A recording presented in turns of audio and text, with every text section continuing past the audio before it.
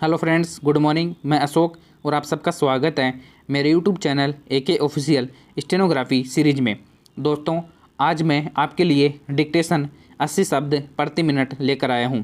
दोस्तों, यह dictation Rajasthan high court, विधानसभा, SSC, SSB, BSF, CRPF, CISF, ITBP, NTPC, railway और भी ऐसे बहुत सारे डिपार्टमेंट हैं जिनमें यह डिक्टेशन डिक्टेट की जाती हैं।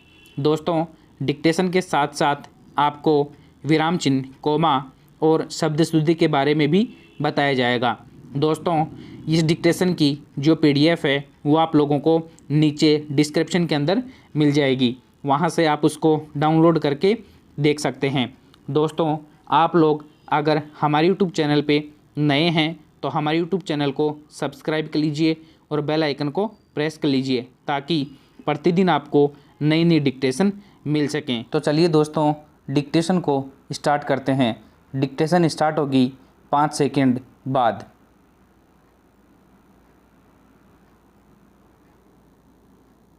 स्टार्ट। अमेरिका में राष्ट्रपति चुनाव की तारीख जैसे जैसे नज़दीक आ रही है, सियासी सरगर्मी तेज़ होती जा रही है। विराम। रिपब्लिक पार्टी के प्रत्याशी राष्ट्रपति डोनाल्ड ट्रंप और उनके प्रतिद्वंदी जो बाइडेन अपने भाषणों में भारत तथा भारतीयों का बार बार जिक्र कर रहे हैं। विराम। जाहिर है दोनों तरफ अमेरिका में बसे भारतीयों को लुभाने की कोशिश हो रही है। ट्रंप अपने भारत प्रेम का प्रदर्शन तो करते हैं, लेकिन कभी कभी भारत को नागवार गुजरने वाली बात भी कह जाते हैं। विराम। हाल ही चुनावी बहस के दौरान जलवायु परिवर्तन का जिक्र करते हुए उन्होंने कहा कि भारत, चीन और रूस अपनी गंदी हवाओं पर ध्यान नहीं दे रहे हैं। विराम।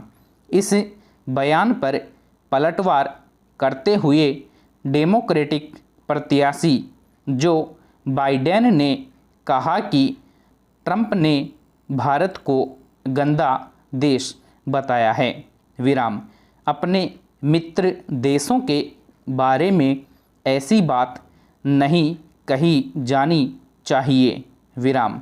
बाइडेन ने यह भी कहा कि वे और उनकी पार्टी की उप राष्ट्रपति पद की प्रत्याशी कमला हैरिस अमेरिका के साथ भारत की साझेदारी का बहुत सम्मान करते हैं।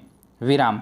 उनका कहना है कि अगर वे राष्ट्रपति चुने जाते हैं तो अमेरिका और भारत में आतंकवाद के सभी रूपों के खिलाफ लड़ने के अलावा शांति और स्थिरता को बढ़ावा देने के लिए मिलकर काम करेंगे। विराम।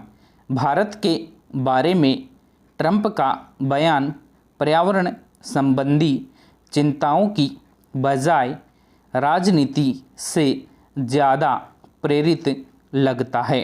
विराम। सभी जानते हैं कि ट्रंप के कार्यालय में खुद अमेरिका ने जलवायु परिवर्तन की अंतर्राष्ट्रीय चुनौतियों से निपटने के लिए कितना काम किया है। विराम। दरअसल भारत के बारे में ट्रंप की कथनी और करने का अंतर इससे पहले भी उजागर होता रहा है। विराम। पिछले दिनों अमेरिका ने H-1B वीज़ा नियमों को और सख्त बनाने का जो प्रस्ताव पेश किया है उससे भी साफ हो जाता है कि ट्रंप को भारतीयों के हितों की कितनी चिंता है। विराम। अगर यह प्रस्ताव मंजूर हो जाता है तो सूचना तकनीक के क्षेत्र में काम करने वाले पेशेवर और भारतीयों के लिए अमेरिका जाना आसान नहीं होगा। विराम। यह प्रस्ताव चुनावी मौसम में इसलिए पेश किया गया है ताकि अमेरिकियों को यह संदेश दिया जा सके ट्रंप की सरकार उनकी नौकरियों को सुरक्षित करना चाहती है। विराम। हालांकि अमेरिका इसे कोरोना महामारी के कारण गड़बड़ाई अर्थव्यवस्था को पटरी पर लाने की कवायद के तौर पर भी प्रचारित कर रहा है। विराम। ट्रंप ने 2016 के चुनाव में भी H-1B वीज़ा नियमों को सख्त बनाने की पैरवी की थी। विराम।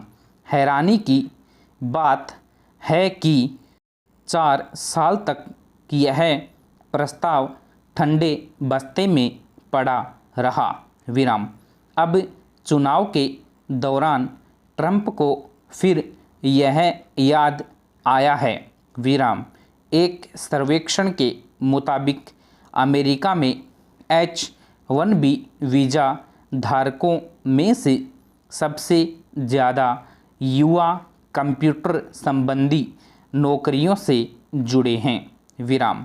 इन नौकरियों के मुकाबले दूसरे क्षेत्रों में बेरोजगारी की दर काफ़ी ज़्यादा है।